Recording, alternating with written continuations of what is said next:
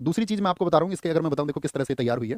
जैसे हिस्ट्री है, तो हिस्ट्री को मतलब शुरू से उसके जनक से लेकर के हिस्ट्री के सोर्सेज क्या हैं, कौन कौन से अभिलेख हैं, किस अभिलेख को उसको किस राजा ने जारी किया, और इसी तरह कलर्स में मिलेगी आपको। जैसे दिख रही है ना टेबल मिलके, या जो आपका पॉइंट है बच्चा जैसे करता है कि हाईलाइट करता है बहुत सारी चीजों को, तो इसमें हाईलाइट करने की जरूरत आपको नहीं पड़ेगी, इसको आपको ऑटोमेटिक हाईलाइट मिलेंगे इसमें फैक्ट्स, ठीक है।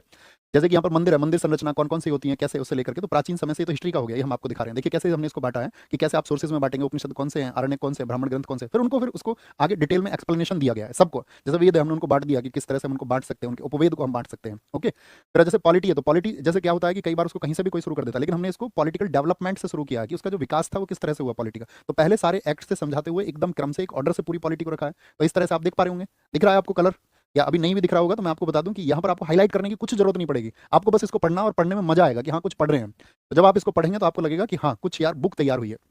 स्टैटिक जी के सारे टॉपिक तैयार होंगे, और इसी तरह से उनको जहां हमको बॉक्सेस की जरूरत थी तो हमने उसको बांट करके जहां पर इंपॉर्टेंट चीजें सब कुछ बहुत विस्तार से इसमें लिखा गया है, बहुत अच्छे से। जैसे फॉक फॉक आपका म्यूजिक है, लोकगीत है, यहाँ पर फॉक आर्ट है, तो उनको टेबल बना बना करके सबको हमने यहाँ पर बताया है। ज्योग्राफी में क्योंकि सबसे ज्यादा मैप्स की जरूरत होती है, तो मैप से हमने उसको समझाया है, ठीक है। यही मिलेगा आपको बुक में, ऐसा नहीं है कि यहाँ कुछ और है वहाँ कुछ और है। ऐसे टेबल बना के ये पूरा ज्योग्राफी का है। जैसे इंडिया के मैप की जरूरत है कि भाई नेपाल से कैसे मिलता है, तो उसको हमने पूरा मतलब एकदम से अच्छे से मैप से दिखा करके, ताकि आप हर एक टॉपिक को समझ पाए, ठीक है।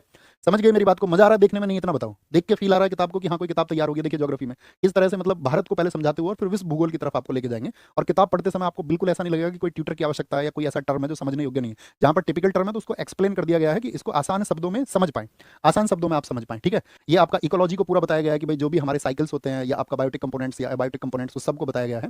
जो भी टोटल टर्म्स है आपका, टोटल इकोलॉजी को, आपका एनवायरमेंट को पूरी तरह से इसमें लिखा गया है, ठीक है।